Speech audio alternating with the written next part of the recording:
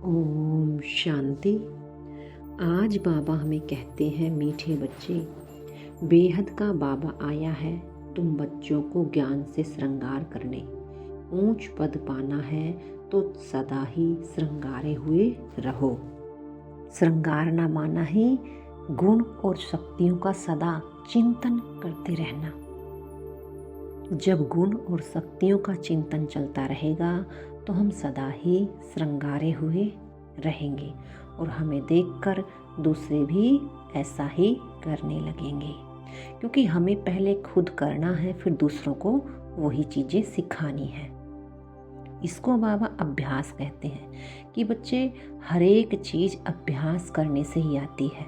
चाहे गुण हो, चाहे शक्ति हो, चाहे स्थूल का कोई भी कार्य हो, अगर हमें सीखना होता है तो उसका अभ्यास जरूर करना होता है।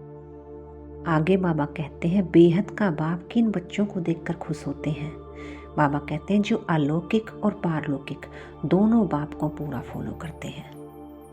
यानी देखना एक ब्रह्मा बाबा को है और हमें शिव बाबा को याद करना है। फॉलो करना मन दोनों को देख करके उसको याद करना, उसको उसके जैसा करना। अलौकिक बाप की सेवा में सदा उमंग थी कि जो कर्म मैं करूँगा मुझे देखकर और करेंगे। ये ब्रह्मा बाबा का एक रूल था। इसीलिए ऐसे बच्चे ही शिव बाबा को भी प्यारे हैं, जो अलौकिक और पारलौकिक दोनों को फॉलो करें। बाबा कहते हैं, मीठे बच्चों, जैसे लौकिक बाप को अपना बच्चा प्यारा होता है ना, तो वैसे ही बेहद के बाप को अपना बच्चा प्यारा लगता है। यानी लौकिक बाप को कौन सा बच्चा प्यारा लगता है? जो सदा आज्ञाकारी होता है, हाँ जी करता है, वही बाप को प्यारा लगता है।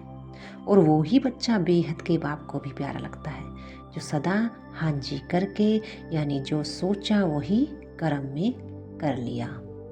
हाँ जी का पाठ।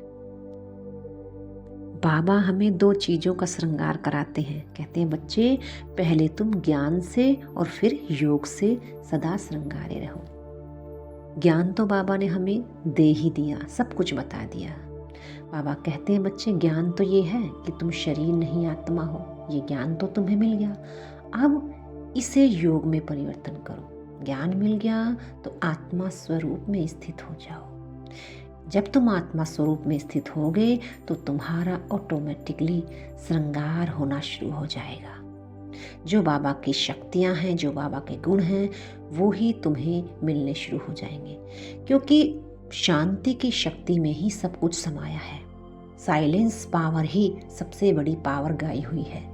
शांति की पावर से ही पवित्रता की पावर, सुख की पावर, प्रेम की पावर, आनंद की पावर हमें मिलती है। तो साइलेंस पावर सबसे ऊंची पावर है। मधुबन में भी जब हम जाते हैं, जो पांडव भवन ऊपर है, जहाँ 4 धाम हम करते हैं, वहाँ पर शांति स्तंभ है। लेकिन वो है तो शांति स्तंभ के नाम से ही जाना जाता है, लेकिन उस पर पवित्रता भी लिखी हुई है। पवित्रता का स्तंभ, शक्ति का स्तंभ, ज्ञान का स्तंभ, सारी चीज़ें लिखी हुई हैं। लेकिन जाना किस चीज़ से जाता है? शांति स्तंभ। यानी शांति की शक्ति से ही हम और शक्तियों को प्राप्त करते हैं।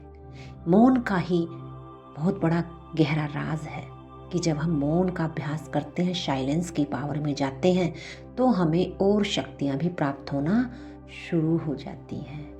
इसलिए साइलेंस की पावर गाया हुआ है। और पवित्रता की पावर या सुख की पावर, प्रेम की पावर नहीं गाया जाता। साइलेंस की पावर से ही सब कुछ बनता है। सारी इन्वेंशंस कहाँ से होती हैं? साइलेंस की पावर से। बाबा हमें कहते हैं, बच्चे, तुम्हें पियर घर में वनवाह में रहना है। इस समय तुमको भी साधारण रहना है, ना बहुत ऊंचा और ना बहुत नीचा। बाबा कहते हैं, बीच का। ना कोई ये कहे ये तो बहुत ही अच्छा खा रहे हैं, अच्छा पी रहे हैं, मौज ले रहे हैं, और ना कोई ये कहे बेचारे इनको तो कुछ मिल ही नहीं रहा। बीच का ऐसा हमें अपना स्थिति भी बनानी है और अपना रॉयल्टी भी बनानी है। बाबा कहते हैं, तुम छोटी सी आत्मा हो और तुम में ही सारा सृष्टि का ज्ञान भरा जाता है। तुम फुल ज्ञान लेते हो, 5वीं दानव तुम ही बनते हो। ऐसे नहीं कि शिवलिंग कोई बड़ा है तो शिव बाबा बड़ा हो गया, नहीं। जैसे तुम वैसे बाबा। बाबा हमें कितनी अच्छी सीख देते हैं कि बच्चे जैसे तुम आत्मा हो वैसा ही परमात्मा है। यानी जिसने स्वयं को जाना उसने बाप को जाना।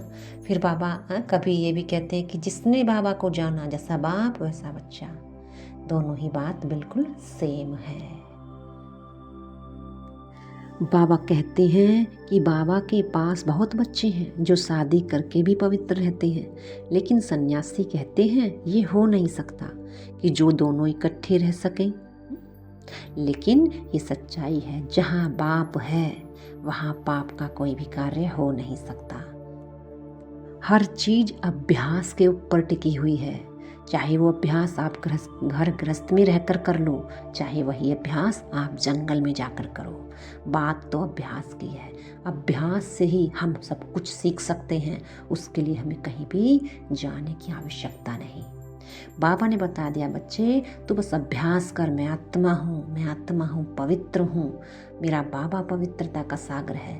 तो तुम ऐसा ही बनना शुरू हो जाओगे और तुम्हें बाबा की बल और शक्ति भी प्राप्त होने शुरू हो जाएंगी। उसके लिए कोई छोड़ करके जाने की भी आवश्यकता नहीं। बाबा ने आकर के हमें हमारी शक्तियों को जगाया, हमारी सत्य पहचान हमें दी। जिस सत्य समझ को पाकर, शक्तियों को पाकर घर गृहस्थ में रह करके पवित्र रहना भी सहज हो गया। बाबा कहते हैं बच्चे पहले स्व स्थिति को बनाओ। जब तुम्हारी स्व स्थिति अच्छी हो जाएगी तो तुम हर परिस्थिति को जीत लोगे। ये बिल्कुल बाबा के महावाक्य बिल्कुल सही है। स्व स्थिति का मतलब ये नहीं है कि हम रोज मुरली सुन रहे हैं, रोज हम योग लगा रहे हैं या हमें 20 साल ज्ञान में चलते हो गए। स्व स्थिति का मतलब ही है आत्मा की स्थिति में स्थित हो जाना।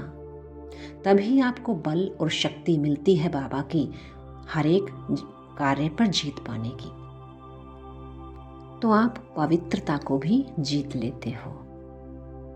पवित्रता को जीतना माना ही संपूर्ण पवित्रता को जीतना। एक शरीर की पवित्रता तो जीत ली है ना, पवित्र हम बन गए। लेकिन बाबा कौन सा विकार सबसे बड़ा बताते हैं? काम महाशत्रु। कौन सा काम महाशत्रु? शरीर से तो हो लिए पवित्र, लेकिन कामनाएं महाशत्रु हैं। जब तक हमारे अंदर कामनाएं, इच्छाएं हैं, ये हमें विकारों में ले जाती रहेंगी। इसलिए बाबा कहते हैं बच्चे इच्छा मात्रम अविद्या बनो। यही तुम्हारी संपूर्ण स्टेज है पवित्रता की। बाबा कहते हैं कि प्रेरणा से कुछ भी नहीं मिलता, मैं खुद ही आकर के अपना वर्षा देता हूँ। यानी सुनने सुनाने से नहीं मिलता। जब तक बाप ना आवे तब तक वर्षा हमको मिल नहीं सकता।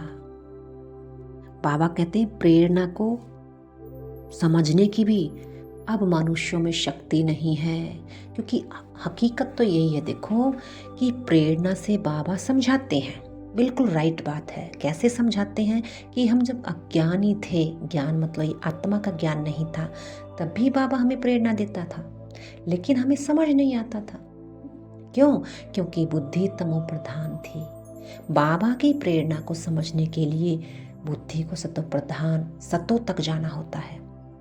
जब हम बाबा की कुछ प्रेरणाएं समझते हैं, हमारे अंदर 3 मत होती हैं। एक होती है ईश्वरीय मत, एक होती है अपने मन की मत, दूसरी होती है परमत।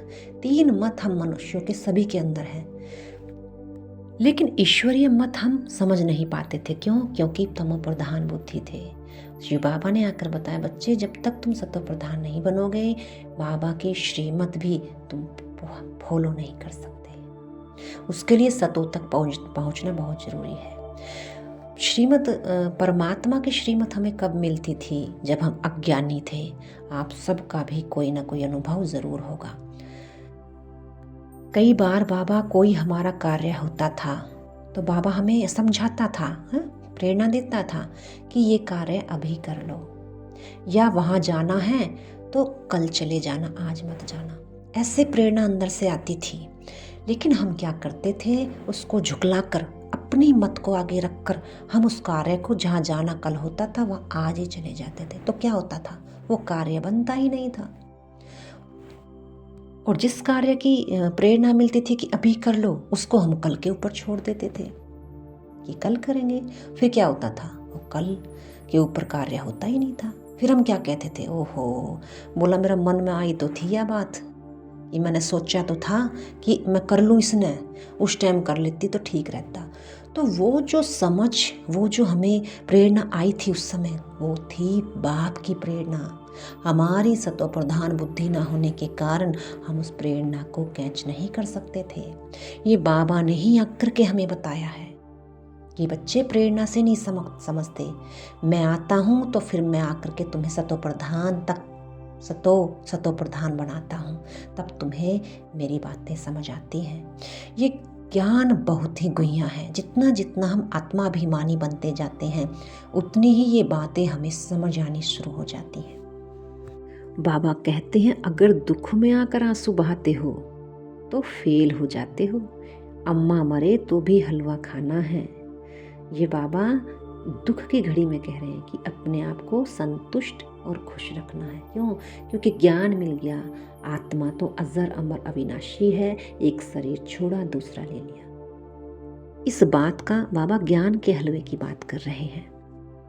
बाबा उदाहरण दे रहे हैं कि जैसे सुई पर अगर कट चढ़ जाती है तो चुंबक खींचेगी नहीं, जितना पापों की कट उतरती जाएगी तो चुंबक भी खींचेगी। बाबा अपनी याद बता रहे हैं कि बच्चे जितना तुम विक्रमाजीत बनते जाओगे उतना बाबा तुम्हें पावन बनाता जाएगा और तुम खींचते चले जाओगे बाबा की याद में,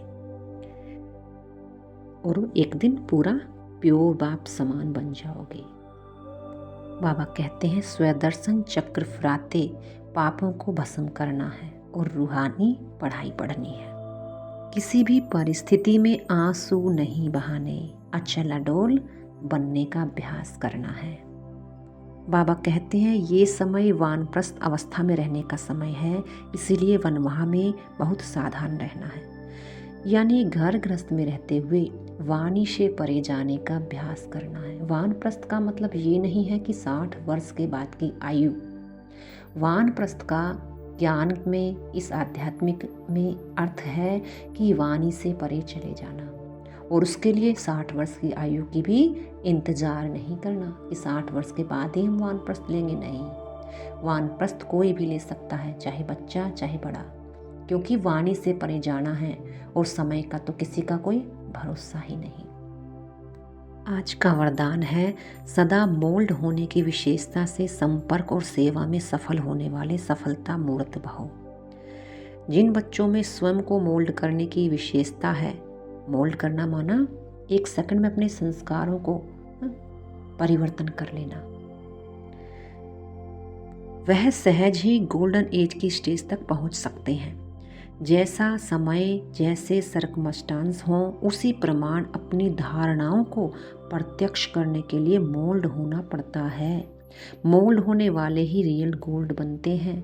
जैसे साकार बाप की विशेषता देखी, जैसा समय, जैसा व्यक्ति वैसा रूप, ऐसा फॉलो फादर करो तो सेवा और संपर्क सब में सहज ही सफलता मूर्त बन जाओगे। स्लोगन बाबा कहते हैं जहाँ सर्व शक्तियाँ हैं वहाँ निर्विघ्न सफलता साथ है।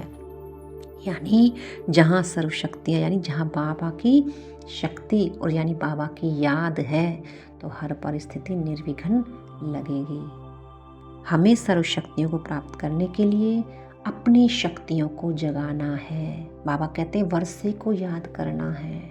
मैं बहुत सहनशील हूँ, मैं बहुत नम्रचित्त हूँ, मेरी निर्णय शक्ति बहुत अच्छी है, मैं बहुत गुणवान हूँ, मैं बहुत शांत हूँ, मैं बहुत प्रेम से भरी हुई हूँ। ये है अपने वर्षे को बार बार याद करना और उन शक्तियों को जगाना, तो तुम हर परिस्थिति में निर्विघ्न हो जाओगे। अच्छा, ओम शांति।